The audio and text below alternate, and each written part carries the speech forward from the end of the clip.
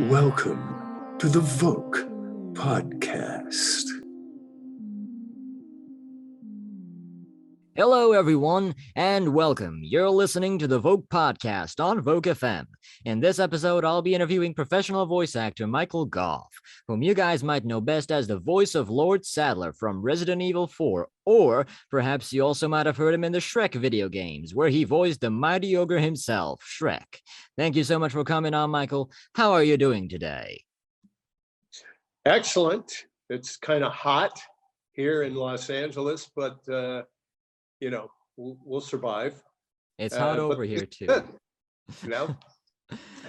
I can't wait to ask the first question, which is, when did you get into acting? Yeah, I unlike a lot of people, I guess, a lot of actors, it wasn't something that I knew that I was going to do early on. I'm going to take glasses off. So basically, I was in college, and I was almost done with college, and I wasn't quite sure what I was going to do. I had gone to this college, VŌC Santa Barbara. I'll shout out the alma mater. Originally on a little tiny athletic scholarship, actually. And by tiny, I mean really tiny. I was a shot putter and discus thrower. And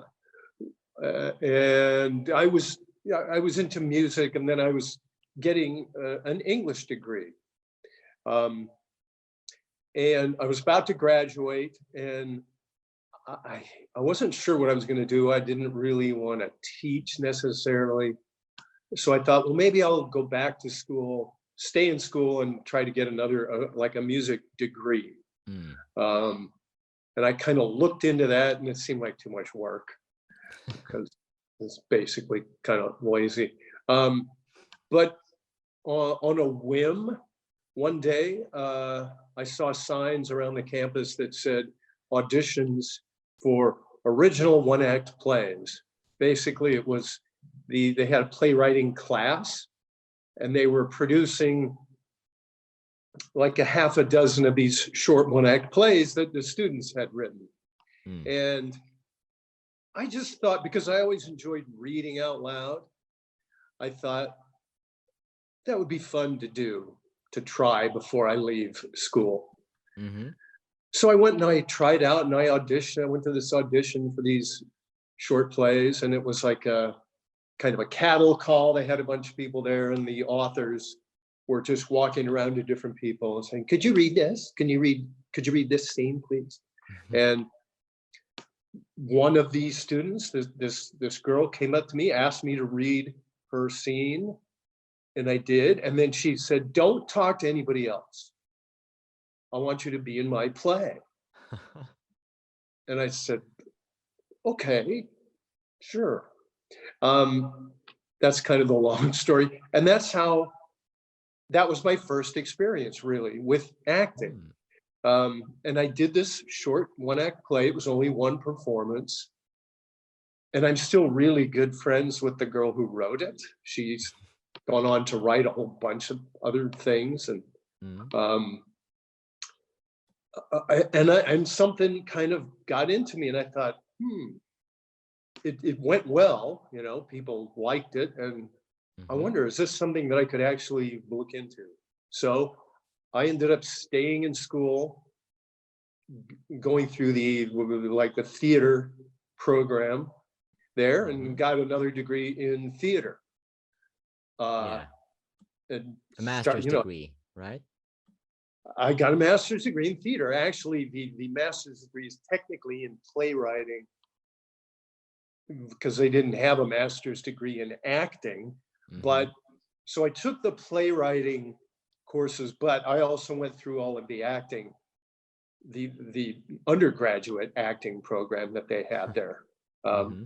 So, and then I moved to Los Angeles. I'm originally from the Bay Area, San Francisco, Jose Bay Area. here's a quick, interesting side note, and I'm sorry if I'm going on too long here, but Don't worry. so when I was in high school, when I was growing up, it wasn't called Silicon Valley yet, but it's what became Silicon Valley. And I was in a band, quote unquote, in high school. Basically, we just rehearsed and played parties. And we would rehearse at the guy who was the drummer's house. Mm-hmm. And this guy's older brother, and you can look this up online, his older brother was a guy named Bill Fernandez.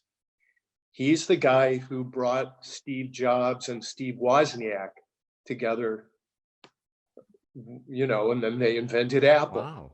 So sometimes when we were rehearsing at Don Fernandez's house, he was the drummer, we would see these guys there, just kind of hanging around, or they'd be in a room down the hall. And of course, we had no idea what was going on. But there was Steve Jobs and Steve Wozniak and Bill Fernandez, who later became like Apple employee number one. Then he got bumped down, and he ended up sort of leaving and doing his own thing. But anyway, that was kind of, if I had a crystal ball, I would have run down the hall and said, "Hey, you guys, can I get you something? Are you hungry? Can I be on the payroll?" So anyway, that's where I grew up. And then I went to college in Santa Barbara, and then I moved to Los Angeles. And I do remember that the first kind of, audition that I had, actually the casting people reached out to the drama department at UC Santa Barbara and probably other colleges. They were looking to have people audition for the lead character in this new movie, Dune, the one that was directed by David Lynch. And I was a huge David Lynch fan, if you know. David Lynch, the director of Eraserhead and Blue Velvet and all kinds of things. But so that was my first audition. And then I did have an on-camera agent through that. And I'd go out on auditions, and I was doing a lot of theater here in LA and just working various jobs, trying to, see if I could make it. And I just had a few little on-camera jobs here and there. The General Hospital. There was a TV movie where I had a little scene with Martin Sheen, a well-known actor. But somewhere along the line, I ended up taking a voiceover class, because I didn't really know much about it, but it was something I thought, like I said, I like reading out loud. Let's, I don't know, that sounds interesting. And one thing led to another. The woman who taught that class was real helpful to me. And it sort of led me down the path of voice acting. And I ended up eventually, through hits and misses, getting a voiceover agent, same one I still have. And, starting to audition for things. And my first kind of big voiceover break was the Winnie the Pooh cartoon for Disney. And then, so that became like okay, this is actually something that's kind of working. I'm maybe starting to make a living. So I continued doing a lot of theater over the years and just the occasional on-camera thing. But yeah, the voice acting thing, for whatever reason, and I think I had a pretty good ear, music, like I had mentioned, is my other thing that I've done since I was a kid. My mom was a keyboard, piano, pipe organist, taught piano lessons. And so I was surrounded by music, as far back as I can remember.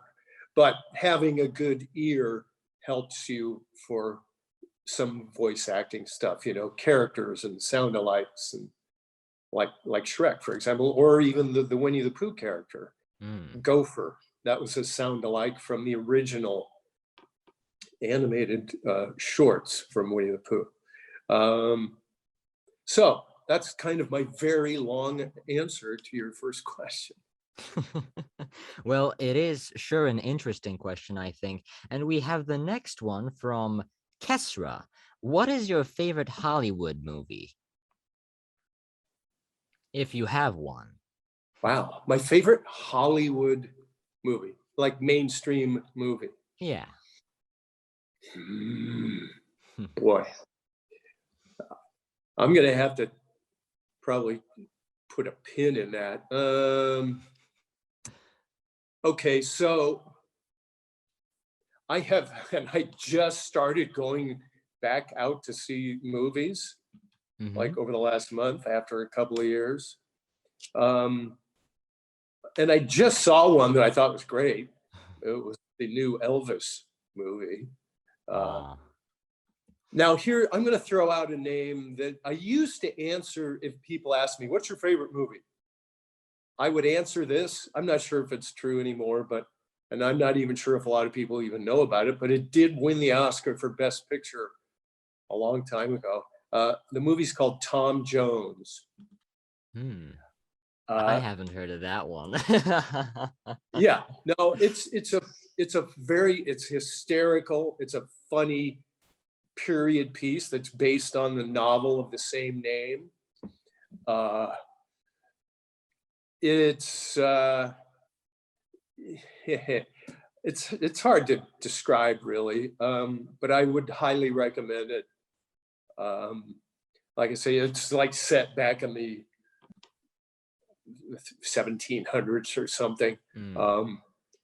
But the style of it is kind of wacky and crazy, and there's all kinds of wonderful British actors in it. So once upon a time, that was my favorite movie. And like I say, it won the Academy Award for Best Picture. I think that was 1963, maybe, way back. Anyway, I'll have to, if I think of any others, I'll put them out there. But yeah, that's fine. Hope that answers your question, Kesra. The next one is from Atmostand. So would you be willing to reprise the role of Dan Smith if Suda51 does anything more with the Killer 7 verse? Hey, I'm up for reprising any role. Of course. I don't think the fans often realize that this is work for you. Well, yeah, it's and like one of the reasons I was a little late today is that I had auditions that were due on a deadline and I had to finish them. And ever since the pandemic, for sure, it was sort of heading in that direction anyway, but you have to do everything at home yourself when it comes to auditions. Yeah. It used to be that you would do that sometimes, but then other times you would go places, which I much preferred, whether it's your agent's office or there were casting places around town where you would actually get, feedback and have somebody working with you and giving you direction. And you didn't have to do all the engineering and editing and all that stuff. You could just kind of concentrate on the performance. But now you have to do everything and you don't get any feedback. So sometimes I'm like wondering, is that any good? I can't even tell anymore. But so, yeah, I mean, you're always, there are people who reach a level where they really don't have to audition anymore. I'm not one of them. So, but yeah, so, I mean, if somebody said, hey, we're doing another Killer 7 version, we need Dan Smith, are you interested? I would say, yeah, well, okay. Yeah, I mean, I know available. I'm available. Yeah. Hey, if it sounds good enough to you, I'll absolutely. There was something it was like what, three some odd years ago, and now I'm blanking on the title, where Dan Smith did, come back. Shoot, I'm sure somebody out there knows. But yeah, I would love to. Like I say, any of the anything that I've done, if it's being brought back, I'm up for it. And luckily, in a couple of the video game characters that I've done have sort of lived on and returned over time. The the Diablo series, the voice of Deckard Cain, and the Gears of War franchise with the Carmine brothers. Oh, for sure. Yeah. Those are things that have, luckily, they that's the thing about being an actor. You do something and then it's over. And then often you just never know is that it? I guess maybe that's the end of that. Because they also tend to recast sometimes. Sometimes, yeah. Yeah, sometimes they do that. Oh, absolutely. I've been the victim of that, and I've been on both sides of that. Yeah. Way back with the original Call of Duty, or one of the first versions of Call of Duty. I was I did the character of Captain Price. You have a good memory, because that was a while ago.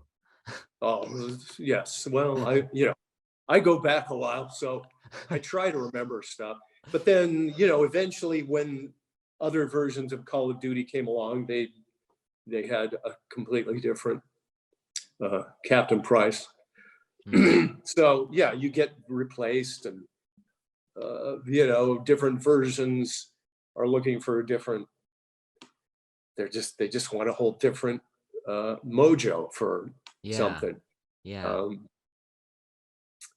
So well, yeah, it is as it is, unfortunately. But that doesn't mean that there's no work for you. Well, always, it's there. You always think, there's never enough, because sometimes, luckily, I'm knocking on wood. Yes, this is how I've been able to make a living for a while. Yeah. And like I say, there are people who are, there are levels. There are people who are up there who just work constantly, all the time, every day, practically. And not one of those, but I'm in the middle somewhere, and it's there's been some good stuff.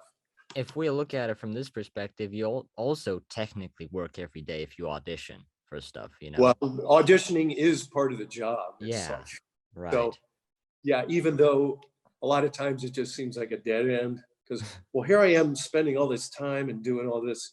I have no idea if it's going to lead to anything, but that that's part of the gig. So yeah, sure is. And now we have the next category of questions, Resident Evil 4. Now I'm not sure if you're familiar with how big of a fan base you might have for this game, but I'm not sure if you remember, you did the voice of Sadler. Osmund Saddler, of course. Hell yeah. And we have the first question, which says, how did you get the role of Sadler? Specifically, I don't remember, but I'm sure it was something that I auditioned for. And this is back in the days when you would go somewhere to audition. I keep looking at the center of my screen, which is not, I should be looking at the camera, right? Well, so whatever. Forgive me, my gaze is wandering here, because I'm looking at your picture. The icon. So yeah, I don't remember exactly where. I may have auditioned for it at my agent's office or at a casting place around here in LA. I do remember that, I believe, the woman who was the director on that, I had worked for her before because she directed a lot of animation and cartoons. And I think, I may be wrong, but I think this was one of her earlier ventures into directing a video game. Really? But she, Ginny McSwain is her name, and she directed tons of cartoons. And I think I had worked with her on a Disney cartoon called Tailspin, and some other ones, and other things. And I auditioned for her, for different things. So I do remember, if I'm not mistaken, that she was the director on this.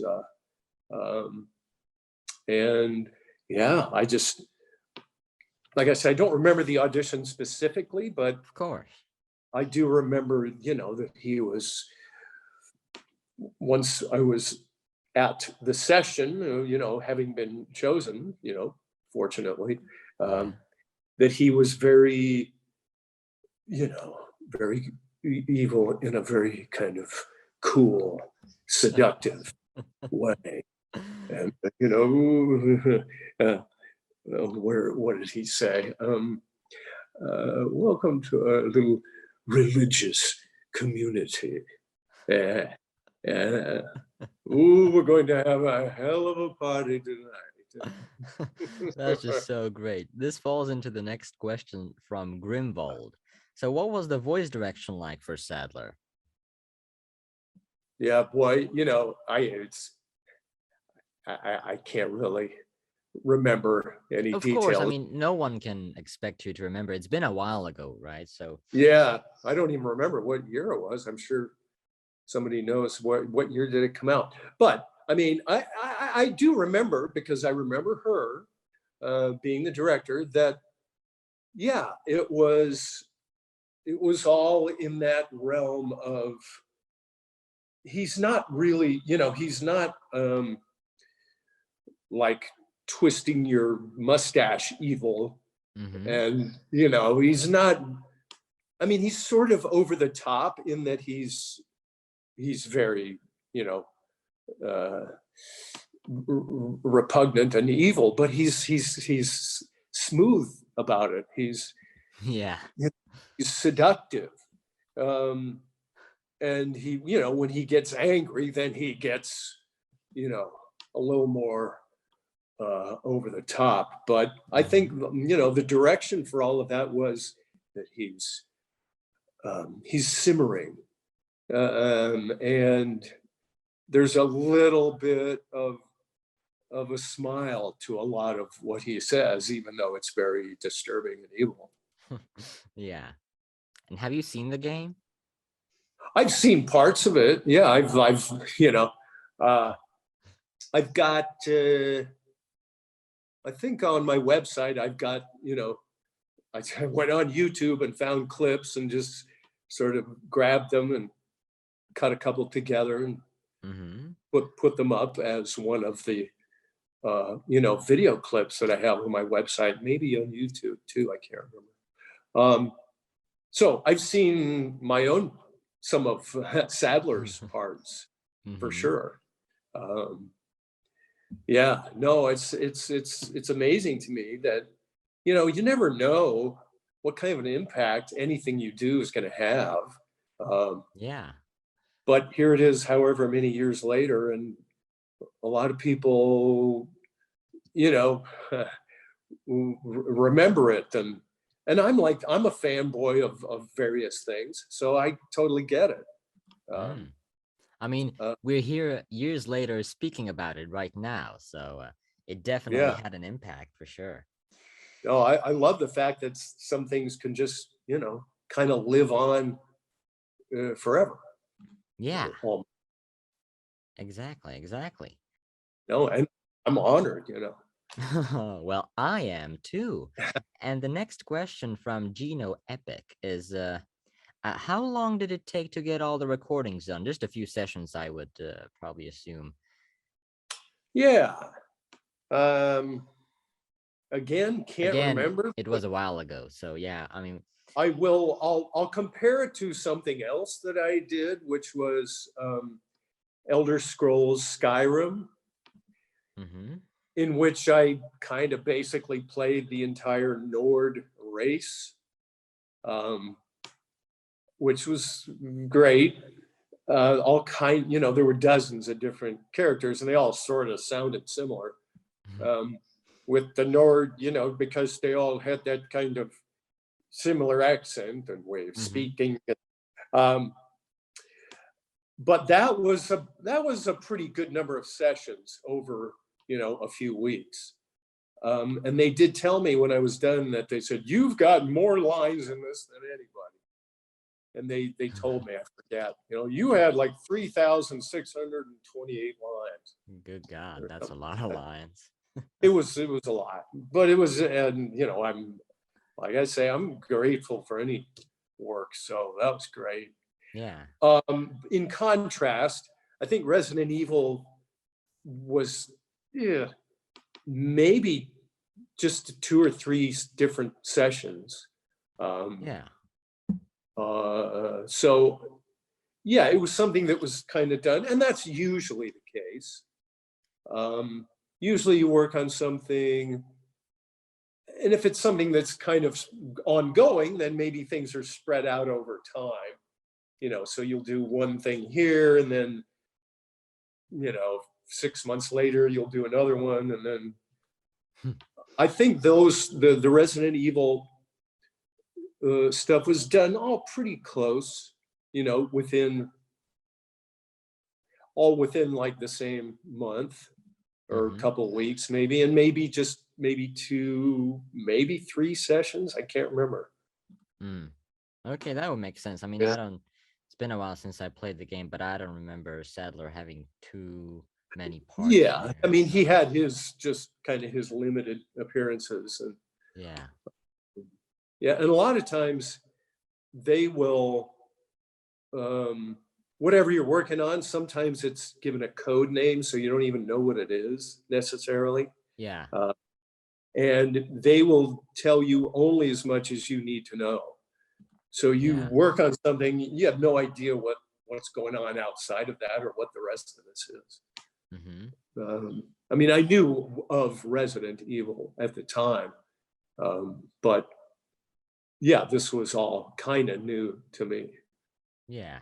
I mean, I don't think you expected the game to be so huge. I mean, I think this is one of the best-selling Resident Evil games. It still holds up today. Yeah. In fact, a lot of people play it. And the next question from Spyro the Fourth is, do you have a favorite Sadler line, or any that you get asked by fans to say? Well, what was let me see. I think that one line was here. "My name is Sadler, the master of this fine religious..." I can type that down for you, okay? Because I'm sure they would love you to say it. My name is Sadler. Religious community. Did you have an accent for him? He didn't really have an accent. It was more of just excuse the ringing in the background here. All good.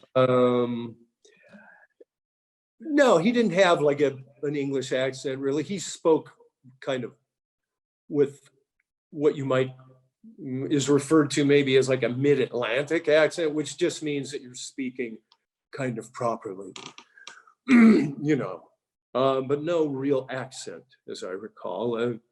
My name is Osmund Saddler. What does he say? I'm the head of this fine religious community. And then there's another, there was another line, I can't remember, something about, don't expect a Hollywood ending, and his inner, demon comes exploding out of his face.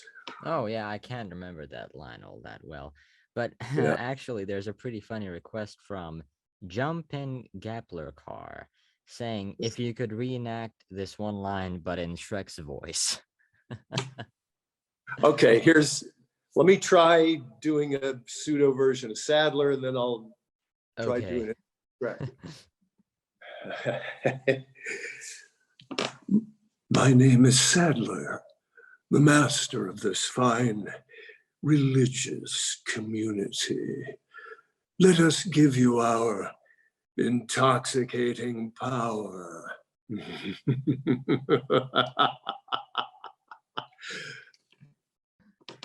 All right. That was amazing. Hey, donkey.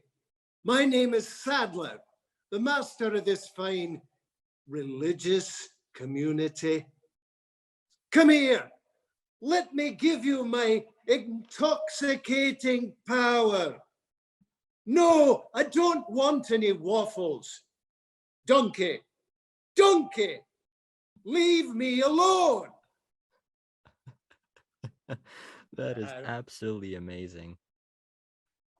I I mean, your Shrek voice is just great. It's Oh, thank you. it's Mike Myers quality. Well, that was hopefully the idea. I'll give you a real quick kind of story about how that came about. Please do. Yeah. Just so, if you recall, I mentioned, the woman who wrote that first play that I ever did in college. Yeah. After I moved to LA, she moved to LA and she was going to filmmaking school, to be a writer director. And there was a few other people that she knew from film school. And for a while, there were like 4 or 5 of us. We would get together every other like Thursday, I think, at this one restaurant. And we would just sit around and like throw out ideas. And the goal was, we're going to try to write stuff. It was fun. It was great. It never really led to anything concrete, but we did write, some things and present them to each other and say, hey, what about that? One of the other people in this little group was a guy named David. Fast forward like years later, he is working for DreamWorks. And they just started their new animation department. And the first thing that they did was the first Shrek movie. And I happened to be talking to my friend, her name is Karen, on the phone one day, and we were just chatting, and she mentioned that David, this mutual friend of ours who now works at DreamWorks, was going to be, and she's in Santa Barbara, living in Santa Barbara, he was going to be coming through town, and they were going to get together and have dinner. And she just happened to mention that he had been working on some things in relation to Shrek, and that he mentioned that they were trying to find a backup voice for Shrek. And I said, I think I could maybe do it or try it. And so if you don't mind, why don't you mention that to him? Because he remembers me, he knows who I am. So she did. And then I ended up having a phone call with David and doing this little audition over the phone with him. And he was at that point, working as a producer for DreamWorks. So like, I don't know, a week or 2 later, I get this email through my agents saying they want to fly you up to San Francisco. And then there was like a handful of commercials to do. So it just sort of happened that way. I flew up to San Francisco, which is where their animation headquarters was at the time. Now it's down here in LA, near where Disney is actually. But so that was the first time I worked on it, and it was like, a handful of commercials, but that they were, because the second Shrek movie was already in the works.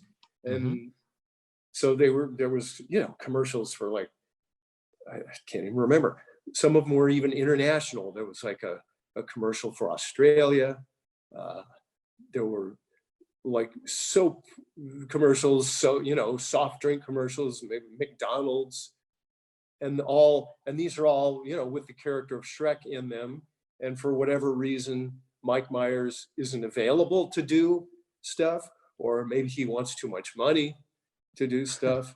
Right.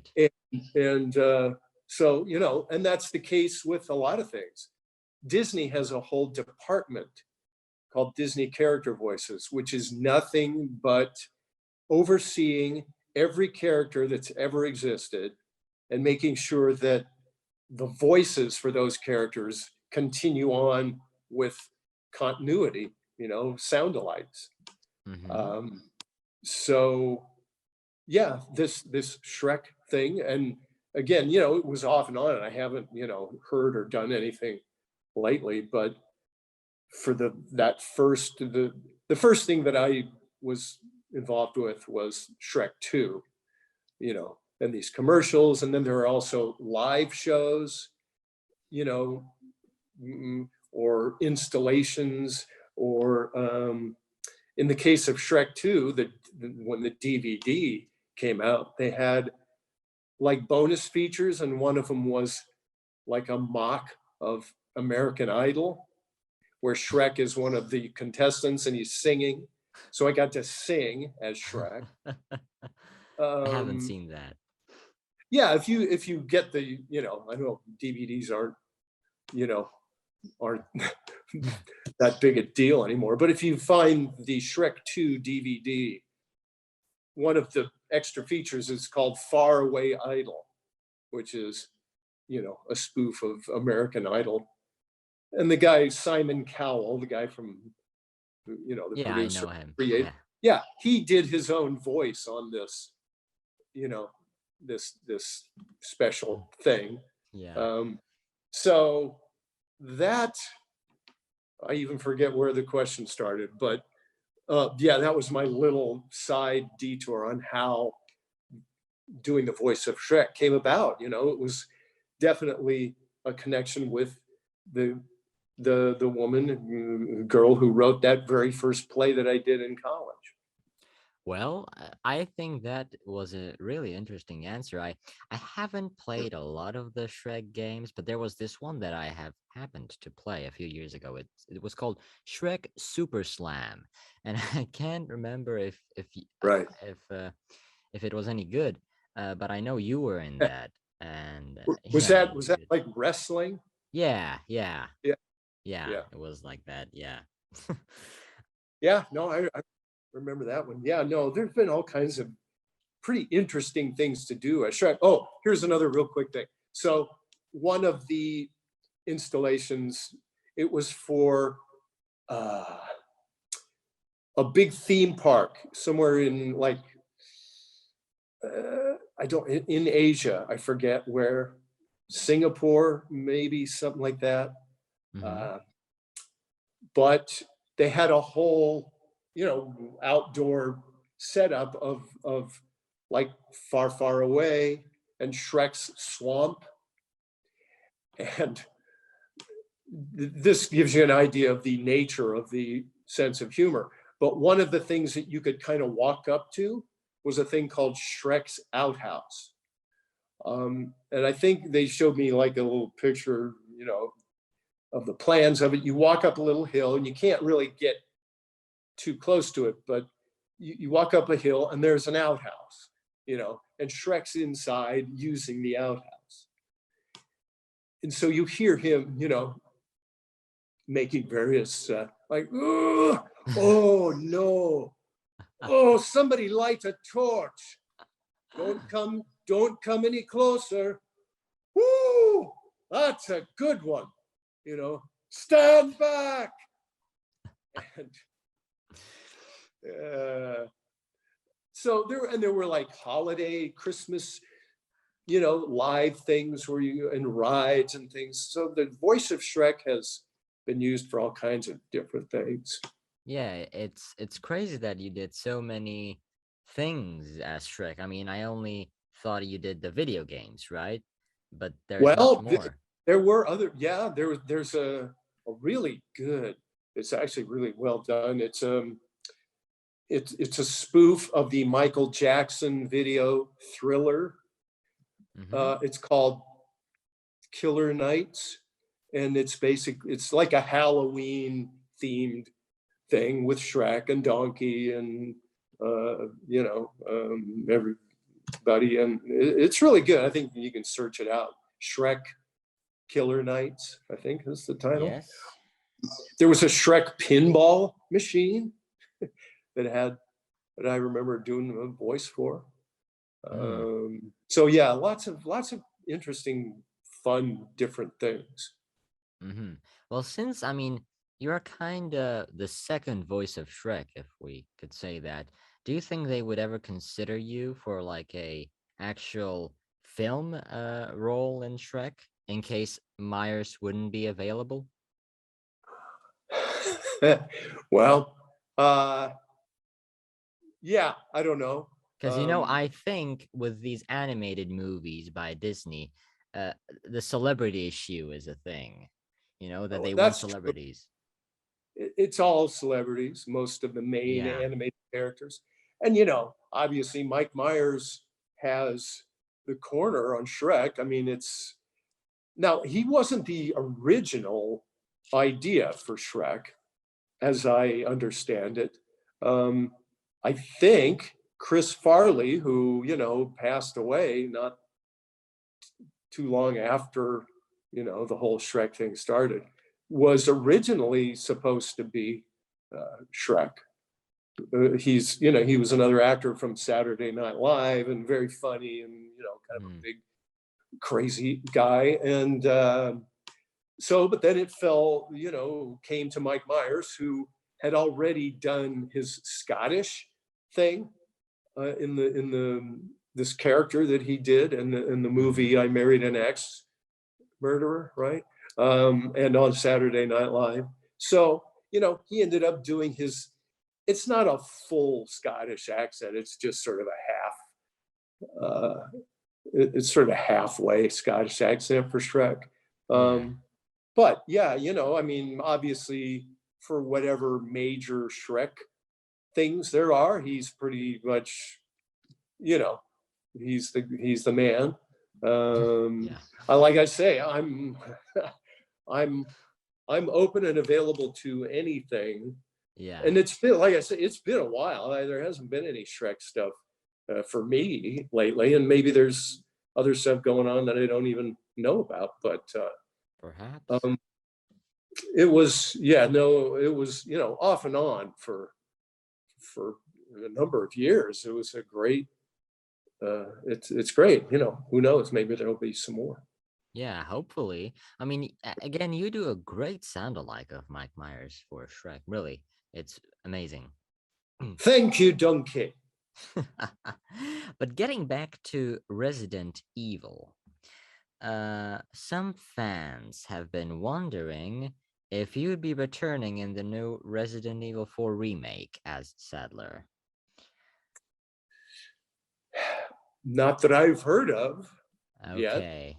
Yet. They have already released a trailer, and in case you would be in it or you wouldn't want to confirm it or not, then that's okay. But people were really interested. Well, all I can confirm that it would have been nice, but as far as I know, I didn't get the call for that. Well, unfortunately, I believe your union, right? I believe Capcom has really went for the non-union actors because I guess it's cheaper for them. So with that, none of the actual actors from the game are returning in this remake. And I think that's a bit disappointing, but well, it is what it is. Yeah, I mean, I know, there's always been that dichotomy between, a lot of stuff that's done without union talent.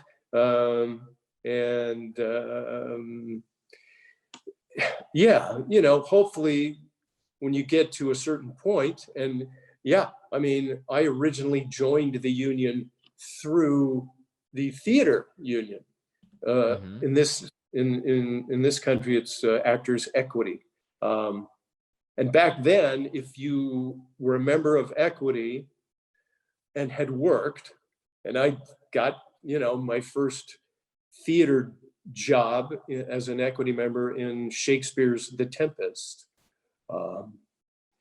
And you could then join SAG, the Screen Actors Guild, after a year. So that's what I did. I joined SAG after a year of being a member of equity. Now they changed that like pretty soon and after that, so you couldn't do that. And then also at the time you could join AFTRA, which was a separate, SAG and AFTRA used to be separate, now they've merged. And you could join, pretty much anybody could join SAFTRA, you just had to pay. So yeah, but then, you know, it's definitely a source of, you know, pride that you've made it to a certain level where you're a union actor, you know, which means you're, you know, quote unquote, you're a professional. And, you know, this is really your, you know, you have achieved that status. But yeah, I know obviously tons of things are done non-union. So a lot of times you you're restricted. Being a union member is pretty restrictive. There's a lot of work that you basically aren't supposed to do and can't do. Yeah. So you miss out on a bunch of stuff. There is the whole core member thing, which I won't really get into too much, but you know, the union, yeah, you know, it allows you to still be a member of the union and do non-union stuff. Yeah. At the same time, you have to, you know, there are certain restrictions and penalties that you have to abide by. And that never really made sense to me. It's like, well, if you're in the union, then what's the point if you can just kind of do anything anyway? But I know a lot of people have done that, and obviously, you know, it means that you can work more. So if you need to work, I get it. So yeah, I mean, so like you say, that the new Resident Evil may, if it's kind of done as a non-union project, then yeah, I guess I wouldn't have heard anything. Well, it is unfortunate, but it's not a problem. Hopefully, we'll still get to see you do Sadler sooner or later, you know. That'd be great. Yeah, for example, right now, Playful Rutabaga is asking if you could say ogres are like onions as Sadler. My mind is getting scrambled here.